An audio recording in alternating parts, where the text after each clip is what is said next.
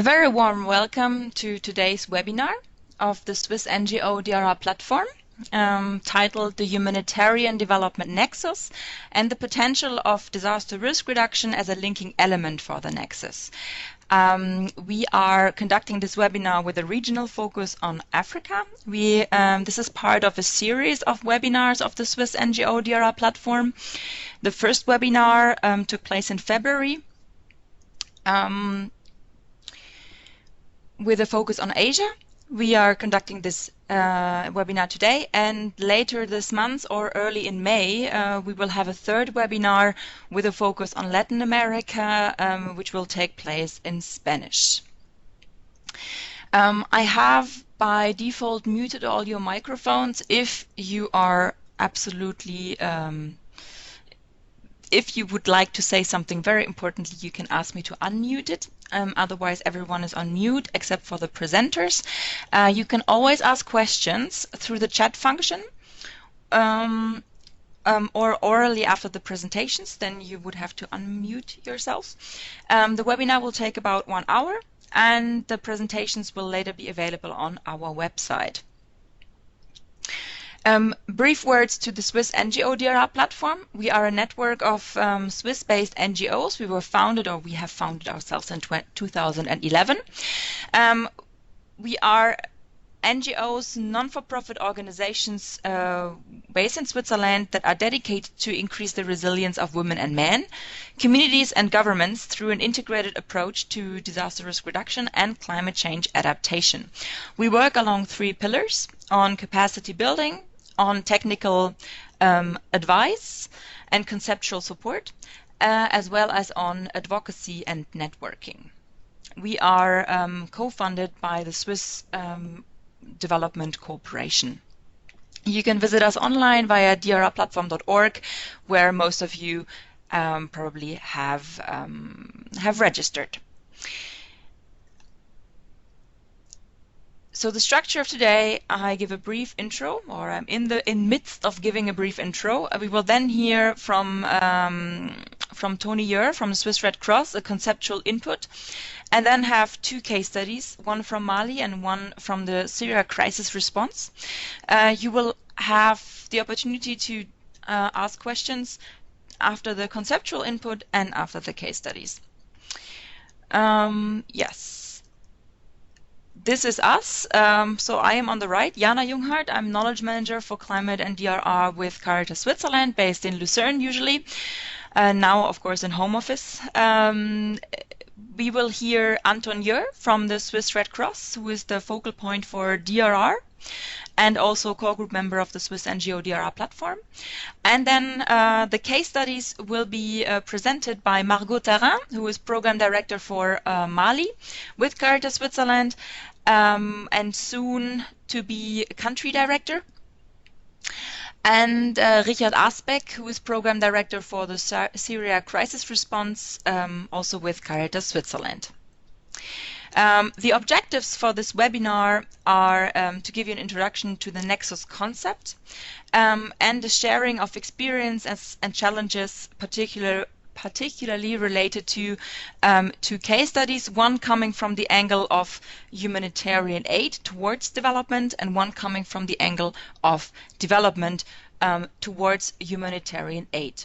But before we start with the presentations, I would like to ask you to answer 2 brief questions.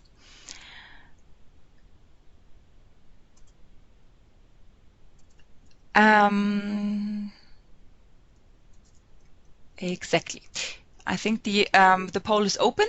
So we were wondering, is your organization rather working in development or in humanitarian response, humanitarian aid? Can you please answer? Thank you. This will help us to get a better understanding of who is listening, and yeah, helps us to tailor future webinars accordingly.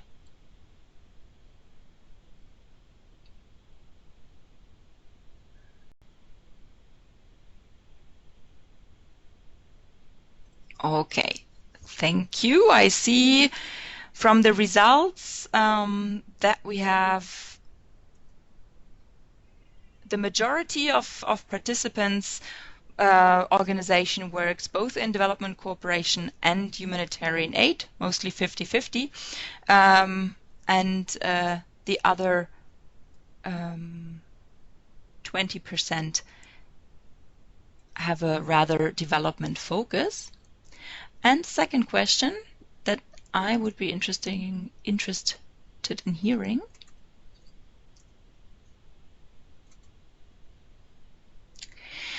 How does your organization frame the nexus? Do you consider it rather as a linkage between development and humanitarian aid, the double nexus, or as a linkage between development, humanitarian aid, and peace building, which would then be the triple nexus?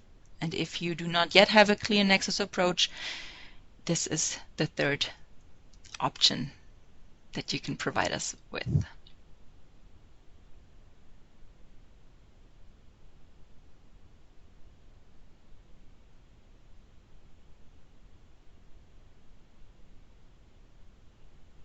Okay, thank you. That's interesting also to hear that one participant answered related to the triple nexus. We start mostly from the double nexus and see maybe the triple nexus as a further necessity to include, but also adding complexity. So maybe we can take this up in the discussion. Okay, let me get back to my presentation. And then soon hand over to our first real input.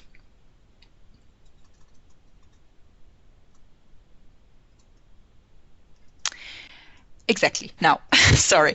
So I will now hand over to Anton Jör from the Swiss Red Cross, who will give you an introduction to the concept of the Humanitarian-Development Nexus. To you, Tony. Thank you, Jana. Do you hear me? Yes, very well. Okay, great. Hi, everybody. My name is Anton Jör. I work for the Swiss Red Cross as a DRR advisor, and I'm based in Switzerland. As Jana said, I would like to give you a brief introduction to this Humanitarian Development Nexus, formerly also known as linking relief, rehabilitation, and development. Yes, okay. I will base my presentation on three key questions. Why the Nexus, what is the Nexus, and how to do the Nexus.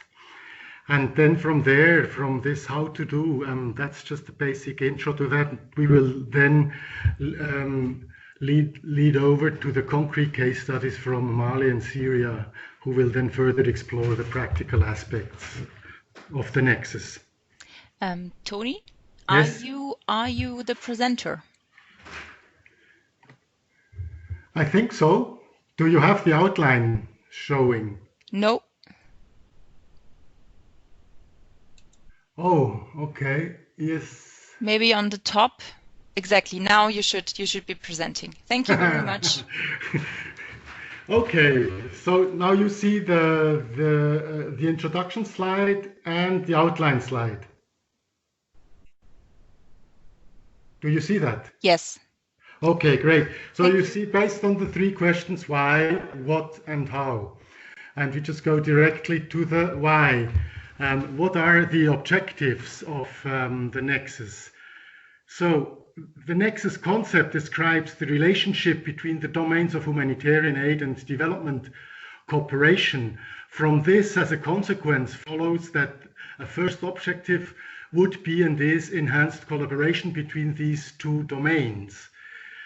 This should lead to better linkages and better coordination and better streamlining, and hence to this second objective of increased effectiveness. It also has a sustainability aspect, for instance, by avoiding doing harm during emergency relief and focusing on the short and long term in humanitarian aid. The Nexus itself, it's not an end in itself, but a means to a greater end, and should serve the overall goal of improving well-being, reducing vulnerability, and increasing resilience of people that we work with. The graph to the bottom left illustrates the topic of today's webinar, the overlap of humanitarian aid and development cooperation with a focus on DRR, as opposed to the triple nexus, which would also include peace-building aspects, as we have seen just very briefly in the poll done by Jana. The graph to the bottom right shows an illustration of what the Nexus approach means compared to a more traditional thinking in silos, where you would have development action come to a standstill as soon as a disaster occurs, and then leaving the space entirely to humanitarian aid, and only once humanitarian aid is finished takes over again. Of course, you know, this is a model that's exaggerated, and in reality it's never the case in such an extreme way, but with this we try to show a bit this approach, this Nexus approach. And why now? Why are we talking about the Nexus these days? We have seen that, especially with those crises in Syria, in Yemen and Iraq, that the cost and the length of humanitarian assistance has grown dramatically in the past years. The Global Humanitarian Overview from 2019 states that the average length of crisis is nearly 10 years. So, you know, this usual setup that we have, especially in rapid onset disasters, with a quite definite length of 3, 4, up to 6 months for humanitarian aid, just doesn't fit anymore. And we see that in the crisis I just named. In those settings, this clearly defined sequence is just not applicable. And a recent study by the ICRC shows that combined efforts are needed to secure development goals. And this is now where this Nexus thinking comes into play.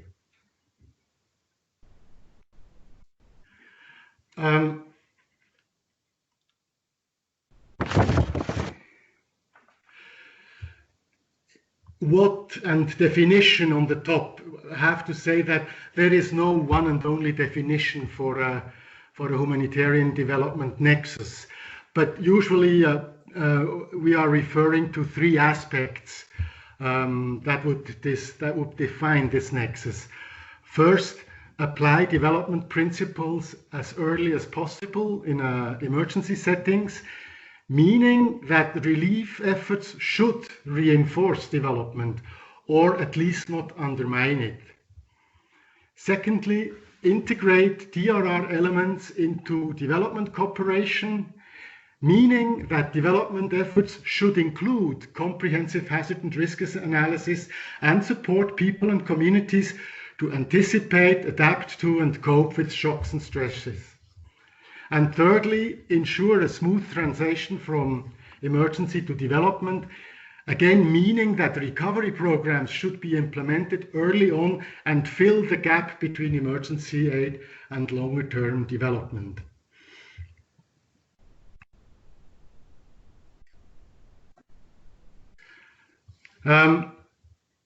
This slide shows the evolution of the concept, and we will go through it very quickly. You see that this concept, Nexus concept, is not new.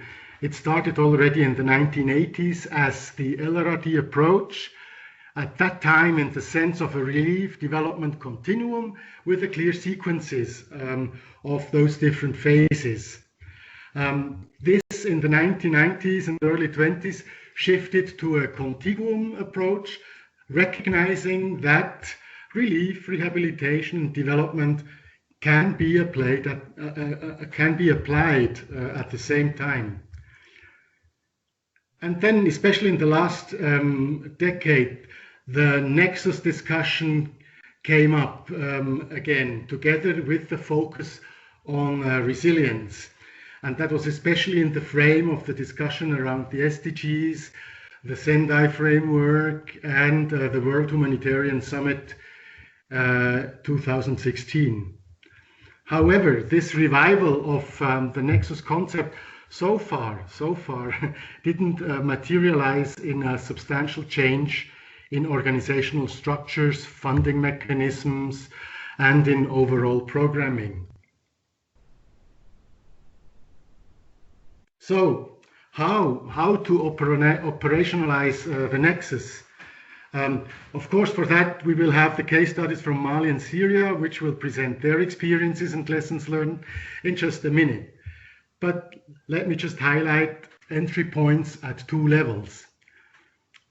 On the one hand, we can be more flexible in our institutional setup, breaking down the silos between, humanitarian and development divisions, opting for clearer management lines between the field and the head office, but also invest in staff capacities. For instance, that staff working in development programs can support the shift to emergency relief, that they know how to conduct damage and needs assessment, for instance. On the other hand, we can be more flexible in our programming. In the planning, we can conduct joint context needs and risk assessments, joint strategy and scenario planning. We can apply joint operational frameworks between humanitarian aid and development organizations. In the implementation, we can opt for better coordination and collaboration and share resources between organizations, for instance, that have a humanitarian focus and those with a long-term standing in a country context. Projects that reflect the Nexus approach are, for instance, development projects that integrate preparedness elements, humanitarian aid projects that integrate an orientation on sustainability, or integrated programs as such.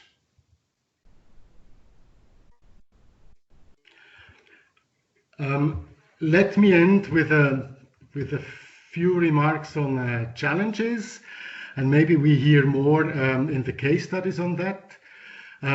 There is the institutional gap in terms of differences in priorities and cultures between humanitarian and development organizations, and not only there, but also within organizations. And there I can look at the Swiss Red Cross, at this learning curve that we have been doing internally in the last 10 years. And just before we have seen how this can be addressed.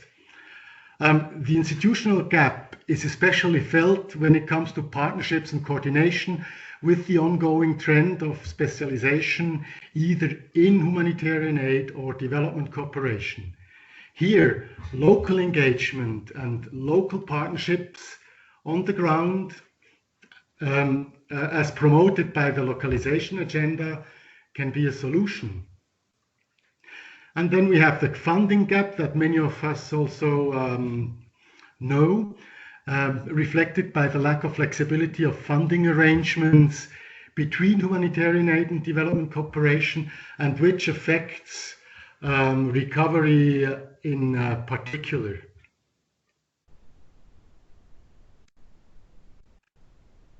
With this, I would like to hand over for the case study presentations. Thank you very much for your attention. Thank you very much, Tony, for that this first insight. I would now like to open the floor if there are any questions to Tony, and I will, in the meantime, prepare the presentation for the first case study. Okay.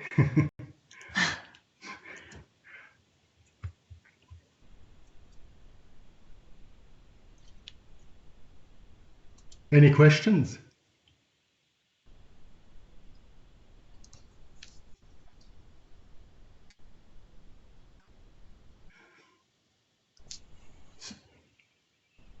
Okay, Tony, it seems that it seems to be all clear, and maybe seems to be all clear. All the question marks will come later.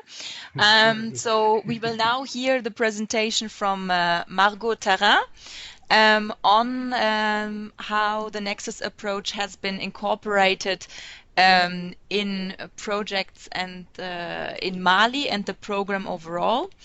You will have the chance to discuss after the next case study. We thought it would be nice to have a block of case studies giving you a broader array of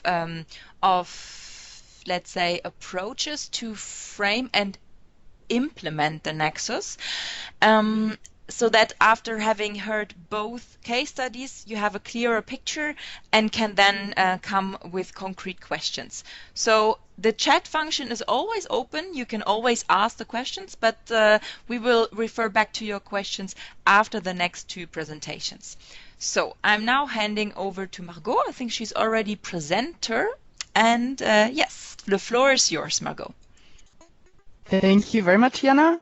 Thanks a lot, Tony, for the nice presentation. I think the theory was very well framed. I welcome everybody also on this webinar. I'm very happy to be part of the presentation today.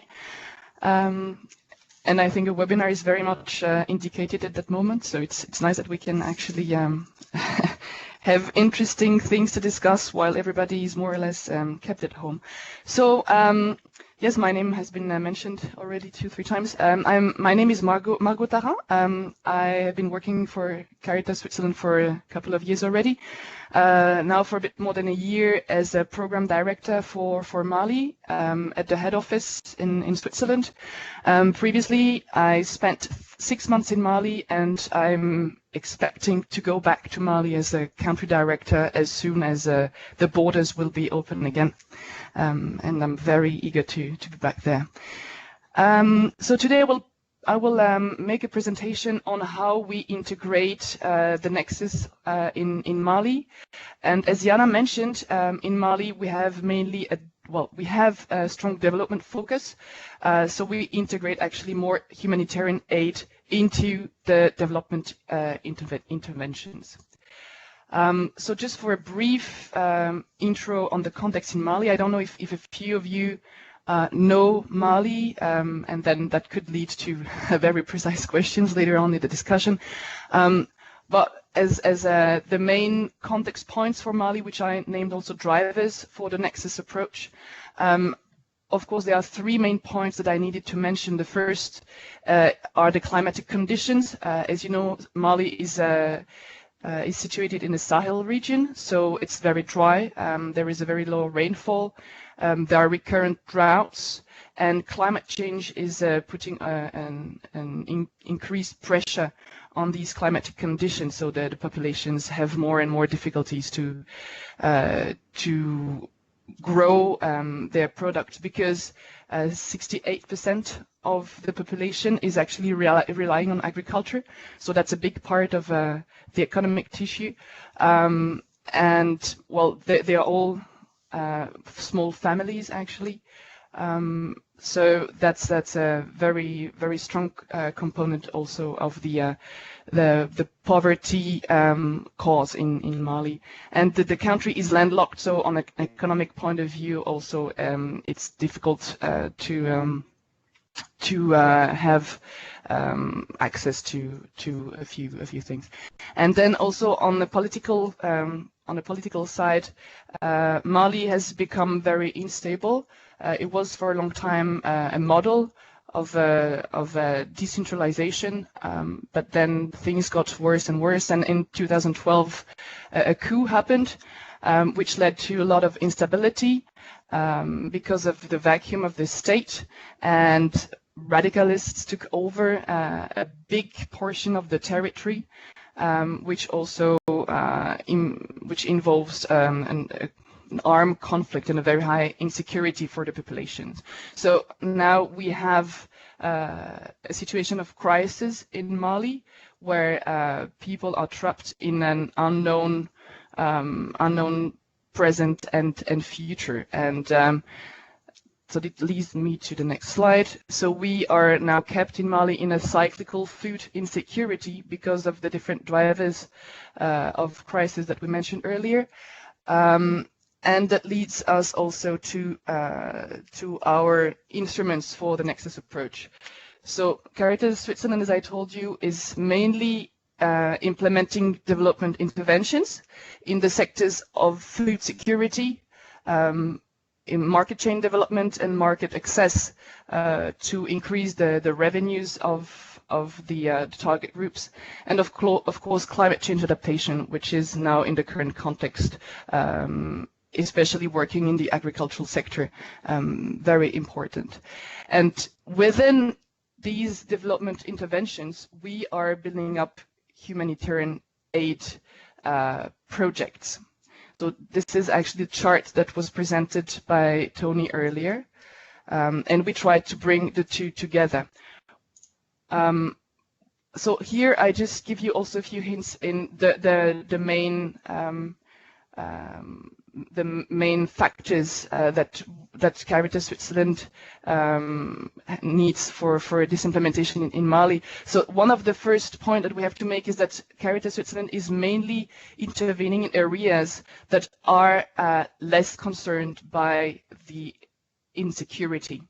And that is, I think, very central for the implementation of the development focus, because the populations are not in a constant insecurity, which allows them to go to their fields and to keep working in the agricultural sector. We keep this focus on development in order to sustainably combat poverty, and I think also this is a very this is very much linked, right? So sustainability remains our core value in Mali, and also one very important point is that we have and need a flexible and versatile implementation setup. So this means that our staff needs to be flexible, our partners, implementing partners, and of course our donors. And this is also a very, very central point that I will take back at the end of the presentation in the lessons that I want to take from the case. But as Tony already mentioned, the funding gap, of course, is a big challenge, and our interventions in Mali, or the integration of the Nexus and the integration of humanitarian aid into development interventions in Mali, very much depend on the funding possibilities that the donors allow us. So to come to the very practical example, I chose to present a project that is very much of a flagship project of Caritas Switzerland in Mali, which is called La Quenya. So this is a project that aims at sustainably managing natural resources, especially water, while improving food security and income for the target populations. So as you can see, the activities that are at the core of this project include include a lot of agricultural support, so agroecological methods, sensitization, of course, of the population, better stocking of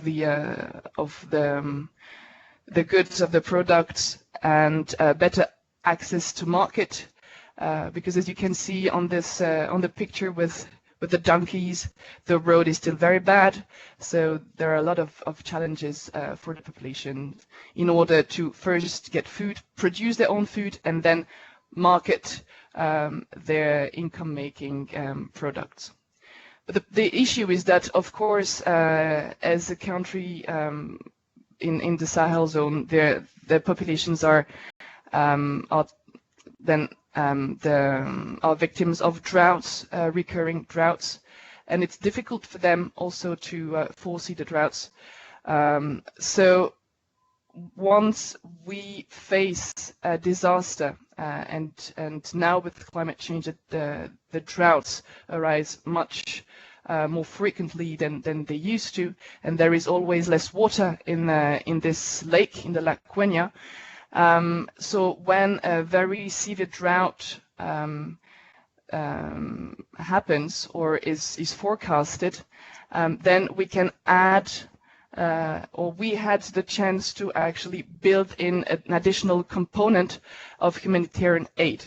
And we chose, it was in 2018, sorry, that we added, for instance, a cash distribution component for a short period of time, because the drought really hits the population when they are in the field working on the new crops, and it's actually the time between the moment when their own food is over, their own production has been totally used for their own consumption, and their new production. So this can be very long if the season is dry, has been dry the previous season. So then we decided to provide the population with a cash distribution, and this was a very participatory process. So this, I think we can already, well, these are the strengths, right, and of the project, and this is how actually we had a pretty good success on the ground. Actually, the idea of integrating humanitarian aid into development interventions in Mali is really to make sure that, well, the goal is actually that the disaster occurring on a short-term basis does not undermine the development activities undertaken with a sustainability perspective. So the development progress of these development activities is contained, and the effort in combating poverty can keep going. So this humanitarian aid component is actually a bridge for a disaster period. And in the key aspects that actually worked for the success of the project, we have to mention the locally embedded implementing partners, and I think this is a very important strength of Caritas Switzerland, because this builds trust and local anchorage, as well as community involvement and authorities involvement. So that really allows the projects to assess and spread information very quickly and to react very quickly. As I mentioned also, the participatory approach was central also because the target of this additional short-term humanitarian aid component targeted the most vulnerable of the households in the target communities. And we selected the households were selected on a participatory basis, which means that all the people were involved, and the communities themselves, as well as the authorities, were involved in a process. So there was actually a same level of information among all the involved partners, and this also allowed for a very good governance of the allocated aid. And the feedback was also given to all the involved actors, so that really accounted for accountability and ownership. There was also a strong coordination among the different actors, and I think this is a very central point, so that the implementing partner, as well as the lead organization, Caritas Switzerland, and the authorities were on board, and they must really be engaged and support the activities. And also another point that is needed is also coordination with the other actors present on the ground in order to avoid duplication or counterproductive interventions. A further point was also, and I think this is very clear in our case in Mali, that a complementarity of the humanitarian aid with the development interventions is central. And you really need, or we really needed to create synergies. So the provided humanitarian aid was on short term, right? It was a short-term support to allow the beneficiaries to keep engaging in development, so that the focus, as I already mentioned, remains on sustainability, and the development actions can keep going with the support of the most vulnerables. Maybe on the challenges also, before I come to the lessons that I mentioned here on the slide. On the side of the challenges, there is a strong dependence, of course, on the funding and on the donor's attitude. And here it is a specific donor that allowed us to really implement this additional component. And the number of beneficiaries was pretty low. So yeah, then there is also the specific capacity of the partners to be strengthened. Right. So for the lessons, I already mentioned, right, that the funding is a central point, and then the capacities of the different partners involved need to be versatile, and yeah, you need reactivity in order to be able to integrate these humanitarian aid into development interventions. So I think I will hand over to Jana, because I'm coming to the end of my time. Thank you very much.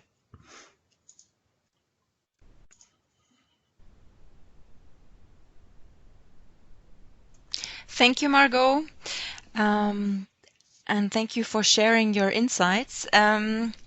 I would like to directly hand over to Richard, who is going to share his insights, or the program's insights, from the Syria crisis response.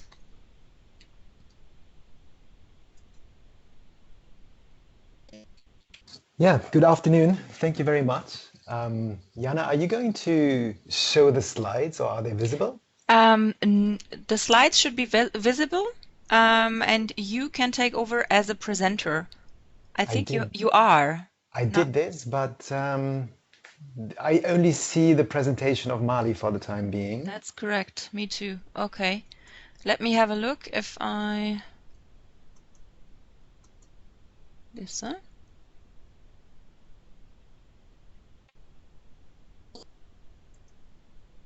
This looks better, huh? Much better. Perfect. Okay. Sorry for that. And go ahead, Richard.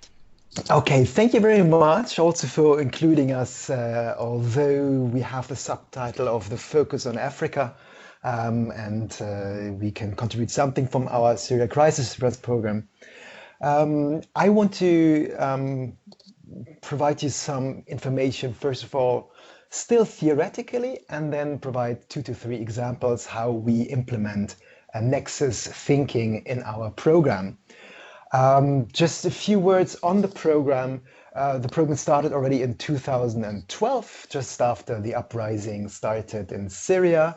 And we are currently focusing on 3 countries, Syria and the neighboring countries, Lebanon and Jordan, and on 3 sectors as well, which is relief, education and livelihood. And this very much dominated actually our country and program strategy, which is currently at place from 2017 to 2020. And I took the pleasure and the effort to look into our strategy to really find whether we marked the word Nexus in this strategy paper. And well, the dominance was really on LRRD. So we were already focusing on the same theoretical framework, but we didn't use the name Nexus, which we are going to use in the future strategy as well. However, the main word which we used in order to frame our program was the term protracted crisis. And this really focused on the possibility to both look at humanitarian aid and also gear the entire program towards more development-oriented aspects of support. So we had clearly some kind of linear thinking. We thought that we are coming from a crisis situation, and then there might be some crisis and war fatigue within the region, and we can slowly turn over towards reconstruction and development. Well, if you look at the current crisis, the corona crisis affecting our program, we are actually pushed back by our donor organizations not to think so linear, but to respond to the question, well, how can you now focus more on basic assistance? How can you include more humanitarian things? So to respond a bit also, to continue a bit what Anton has said in terms of why do we do this? We want to have a smooth transition for crisis towards development situations. Well, this is maybe something which can be responded with Nexus, that you can do both things at the same time and that there's not a linear transgression from one to the other. Gives you also more flexibility, gives you also the possibility to be a bit more opportunistic and do two things at the same time. I come to the second slide where I present to you the practical Nexus matrix, as we call it. And you do see on the horizontal arrow with the two arrow tips what we have discussed. There is, of course, a trade-off between humanitarian aid and development cooperation, and you have to steer the program between the two. What we have added in this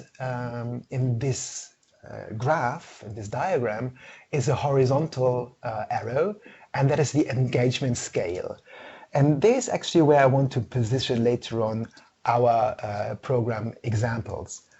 Well, you see here in the center that there are 4 different target groups, let's put it this way, or entry points. You can look on an individual household level, on a community level, you can look at organizations and institutions. We are coming, as I said, from the humanitarian aid background. And if I look at the individual household level, I see clearly marked needs assistance, basic needs assistance. This is what we traditionally do in a crisis situation. We provide for basic needs that they are met. This can be done in kind or in cash. Currently, we are doing a lot of cash. The more you continue towards development cooperation, this is not sufficient anymore, since it's not only about providing shelter, food and housing and maybe even education, but it's rather to bring the individuals sustainably out of poverty. If I jump 2 layers down and I jump to organizations, and I go again to left side where we provide technical support, training, network and representation. Well, I would say here we were coming from a pure livelihood perspective where we are trying to build organizations in a way that they could, for instance, provide cash for work, or they could employ more refugees or people in need, so that actually we actually serve the individuals again, and we enable the organizations to provide humanitarian aid assistance to beneficiaries. If I jump over on the same horizontal level towards the development cooperation, I would try to ask different questions. I would try to ask, how can I make this organization sustainable, that they produce an income, and this income then is reinvested, let's say, in a social business, and this social business is going to cater for beneficiaries, let them be refugees and vulnerable population at the same time. So the focus is the organization, and you just make them work more sustainably so that they're not working only in the crises, but for a longer period of time. Lastly, I go to the bottom bubble, the institutions and systems, and I start again on the left, humanitarian aid. There, for instance, you ask yourself in the crisis, let's say in the education and emergencies subsector, how can you cater immediately for the needs of out-of-school children or for refugee children who have come to a different country? And there you can say, well, yes, you have to rebuild schools, you have to train, you have to provide some food, access, transportation, so that the students can actually go into school and attend lessons, so they have an uninterrupted personal career of education. But in the longer run, and I move to the right again towards development cooperation, you do really need to strengthen, if you want to look sustainably at the issue, towards the strengthening of the entire system, that the, let's say in our case, the Lebanese education system can provide for both vulnerable local population and refugees in the long term, that it's not only about raising the access and the capabilities, but also that we are going to have a full-fledged system. I'm asked to hurry up. I move forward to the three different examples, how we want to do it. Okay, I give three examples. I start with the layer of individual household level. Well, there we are applying the graduation approach. The graduation approach is not only consumption support, which you can see now on slide number 4 under the number 3 to provide consumption support in terms of cash. No, the graduation approach is a sequenced supply of various services, training, skills training, and also capacity building, financial training, coaching, that you have a radical 360-degree provision of services to an individual household, so that the household, after a certain period of time, we count between 18 and let's say 27 months of intervention, have actually graduated out of the severe poverty. And are then able to meet their means and ends themselves. This is something which is very much promoted by UNHCR, by the Poverty Alleviation Coalition. And this would be more or less a change of the approach from pure cash assistance to something which is more integrated and which provides various services at the same time to the same household, so we can graduate out of poverty. There are some examples that almost 70% in Bangladesh have actually gone out of severe poverty through the application of this approach. I jump forward to something from the education sector here. You can read this in detail because this is going to be shared. I want to actually tell you how we strengthen, now this is the governance level, how we actually strengthen the Lebanese education system in education. We started out by producing in 2016 only some coaching packages to train the Lebanese teachers to train Syrian refugees. Out of this, by the year 2019, a full-fledged quality of teaching and learning model has been created, which is adopted and endorsed by the Lebanese Ministry of Education and Higher Education, which is the milestone you see in 2019.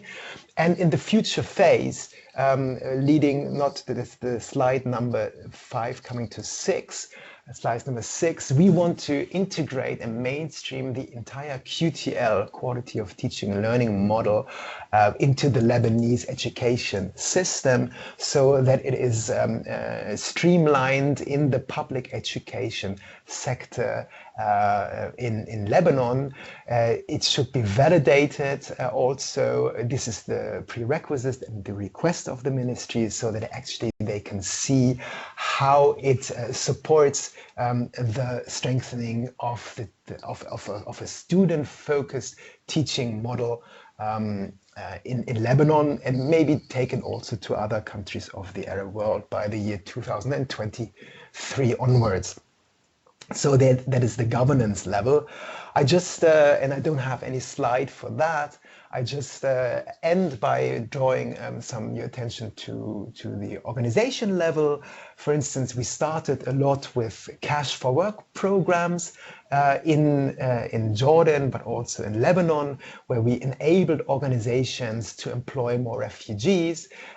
We are currently developing a project which is in the social housing sector, where we are renovating the houses of Caritas Lebanon, that's the plan at least, and this is going to increase more income for the owner of the buildings, which is Caritas Lebanon, but we have a mutually governed fund, a social fund governed by the Caritas Lebanon and Caritas Switzerland, and with this fund we can reinvest and provide services, additional services for people in need. So they have a self-financing thing in the form of a social business. These are just the three examples to portray what has been shown in slide number 2 as far as the 4 different levels of engagements are concerned. And I think I stop here. Thank you very much, Richard, for this very comprehensive presentation, not only highlighting your program, but also making a very good link between the conceptual input and the concrete cases. To both of you, Margot and Richard, thank you very much. Very different context in one way, but also with high synergies of incorporating the Nexus approach into your program. Now to you, participants, do you have a question to either Margot or Richard, or is there a big question mark related to the concept that you would still like to address? You can write it in the chat box, but if you feel like, you may also ask orally and unmute your mic for that purpose.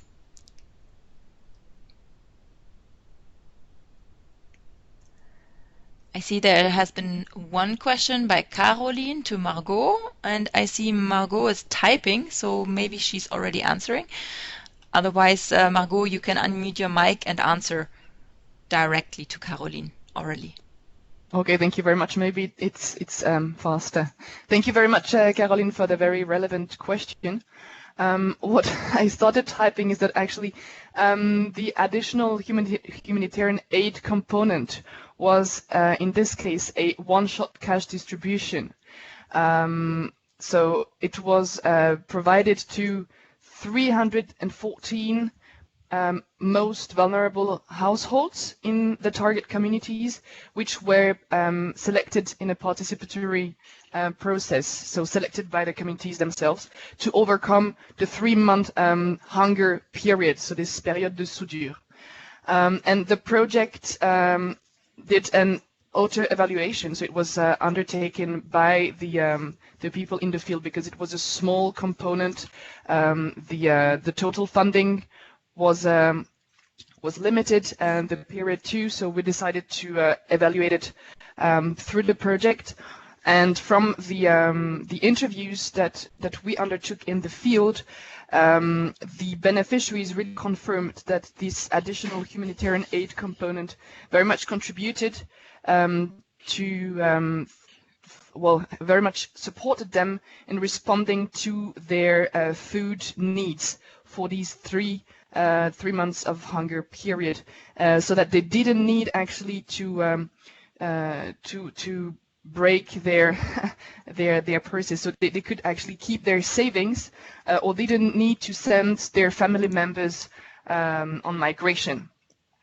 So actually this allowed them to keep working in the fields, the whole families, not sending out the younger family members, so they could actually successfully they'll work in the field and keep their development activities going. Thank you, Margot. Hopefully this answers your question. Otherwise, the two of you can also exchange bilaterally further. Is there any other question or remark to the presentations that we had?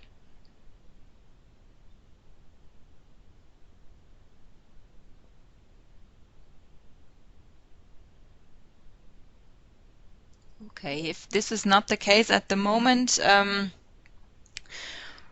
in the presentation that will be made available to you, to all of you via our website, you also have the email contacts.